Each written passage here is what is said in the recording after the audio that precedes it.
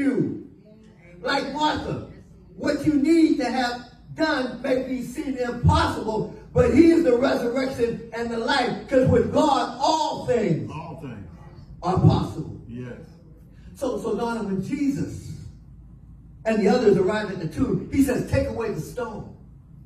But Martha still did not understand what Jesus was intending to do. But Lord, by this time, there's a bad odor, for he's been dead 4 days. So there's no doubt in anyone's mind that Lazarus is dead. They were familiar with death, not insulated from it as we often are. They had seen many people die, Marty. They had personally wrapped Lazarus' dead body in spices, grave clothes, sealed his body, Loretta, in the tomb. They knew he was dead. And they could not bear the sight of what was now in that tomb. Can I talk about tombs for a little bit? Tombs are not pleasant places. And we bury a lot more than bodies these days. All right. We bury bad memories. All right, yes. We bury the past. We bury ourselves. Yes. We cover over the hurt feelings, the fears, the anger, the disappointments and shame. We bury them and roll a stone in front of the tomb, hoping not to see or hear from them again. That is how we handle the fear, hurt, and shame. But it's not how Christ handles them. He comes to us and says, roll the stone away. And we protest and say, Lord, you don't understand. It smells in there. What I've hidden away is rotten. It's horrifying. It's ugly. I'm trying to forget it. You're trying to expose it. Let's talk about religion instead. Let's talk about heaven. But don't bring up those things. Don't ask me to roll the stone away. Geneva, it's just too awful. Some of us are alive physically, but we're dead emotionally. All right. Yeah. We are pushed down so much that we don't even know everything that is in there. We don't want to find out. We want to bury all the secrets of our life and forget they exist. We cannot face them. Inside the tomb are the if-onlys of our life. And there may be more of our life in the tomb than out of it. But Jesus, Marshall, is asking us to roll the stone away. He wants us to face it, not to shame us, but to heal us and to raise us. He wants to empty the tomb so there's nothing to hide, nothing to dread, and nothing to fear any longer. He wants to release the death within us and breathe into us new life. Yes. We cannot change the past, but in his strength, we can face it so that he can release us and cleanse us from it. Yes. It's the only way we can truly be free, Crystal. Yes. Amen. We won't have to settle for self-pity and wishful thinking. Or we can do that, or we can receive the healing that Christ wants to give us, Loretta. The decision we have to make is whether to roll the stone away or stay in the tomb with the death and decay that's on the inside. I found in my own life that I cannot be free from something unless I'm honest about it. Yes.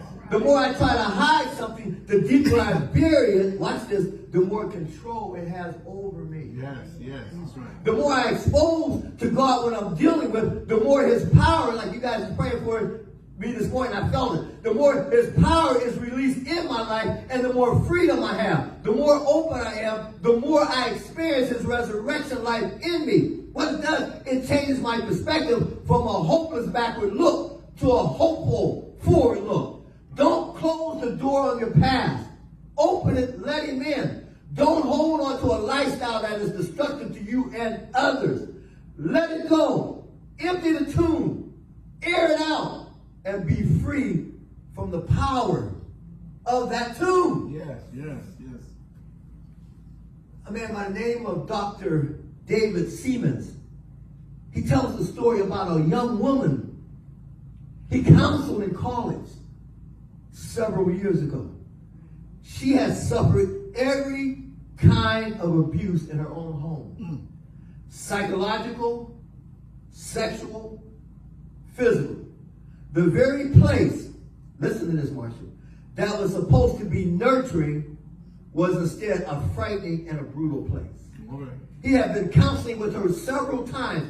At last, she said she was ready for him to pray for her emotional counseling, emotional healing of the past. But as he was praying, Loretta, she suddenly let out a scream that chilled him to the bone. It was so loud that he was concerned about what the secretary and people in the hall of the church might say. He turned to her and said, "What's happening? Why did you cry out like that?" She says, "I can't give them up." He was unsure what she could not give up and said, "Please explain what you mean." Watch this, Crystal, is going to help you. She said, "My resentment, I cannot give them up." Dr. Siemens asked, "Why not?" She says, "They're all I have." Twice more they met for counseling, but it was evident that her heart was no longer in it. She had come to a fork in the road, gone another way. She never returned for counseling after that. Years later, Dr. Seaman was preaching a series of meetings in another state, and at the close of that last meeting, a woman came up to him who looked older than her years. She said, "Do you remember me?" He said, "I'm sorry, but I'm afraid I don't." She told him her name and said, "Surely you remember the counseling sessions we had where I screamed in the middle of your prayer?" Then it all came back to him. And she said, "Through bitter tears, 2 divorces, and 1 nervous breakdown later, I should have given him up." And she walked away and would not turn back. There's a question, and I'm almost done. I sometimes ask people, do you want to be right? Or do you want to be well? Do you want to be right? Or do you want to be well?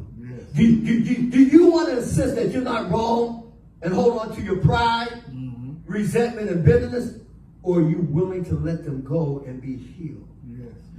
Do you want to cling to the things that are destructive to you? Or do you want to be well? You can be sick, or you can be made whole. Choice is up to you. You can keep it all in your tomb, or you can allow the stone to roll away. You can wallow in what has happened to you, or you can allow Christ to resurrect you and give you new life. You can stay in your tomb or walk outside in the sunlight, Marley. We may not always like the tomb, but somehow it feels safe. We think we can handle what goes on in there, but we cannot handle Geneva, the outside world. We may not like the darkness, but at least we don't have to face the light. Yes. Are you holding on, or are you letting go? Do you want to be right, or do you want to be well? I don't know if you ever heard of a gentleman and his wife by the name of Verlin and Valerie Kruger. They had recently completed a 21,000-mile trip by canoe.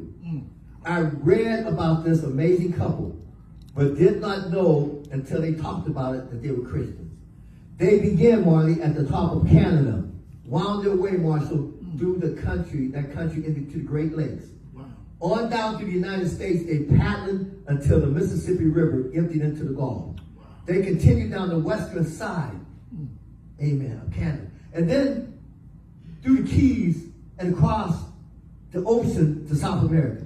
They paddled down the Amazon, and then the other rivers headed south about until 33 months, 16 million canoe strokes later, they came out at Cape Horn, the southernmost part of South America. There were times when they paddled for 55 straight hours. They had many adventures and wonderful stories to tell, and you can't help, Marty, but be spellbound. They told of the ice that formed on their canoes and bodies during a winter storm in Lake Superior. They told of floods on the Amazon as well, watch this, Viola, as huge snakes and alligators. Wow. But one story stuck in my mind when I heard this. They were in South America, and just as they was rounded a bend in the river, they came across a large flock of black swans.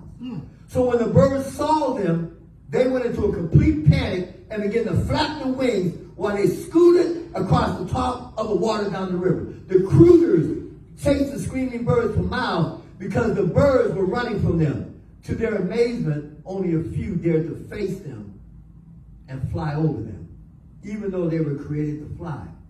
the rest just continued to run and scream. Valerie said, I learned something from those swans. You, Loretta, have to face your fears if you're going to get over them. That's right. Yeah. Amen. If you run from them, they will chase you your whole life. Yes, yes. But if you turn to face them, you will learn that you can fly over them by the grace of God. By the grace of God. We were not meant, Geneva, watch this. We were not meant to run. We were meant to fly. Yes. But we will never fly as long as we're running from our fears. That's right. Jesus walked, y'all gonna help me close? Yes. Up to Lazarus' tomb. And when he did, the place that was designed to be a place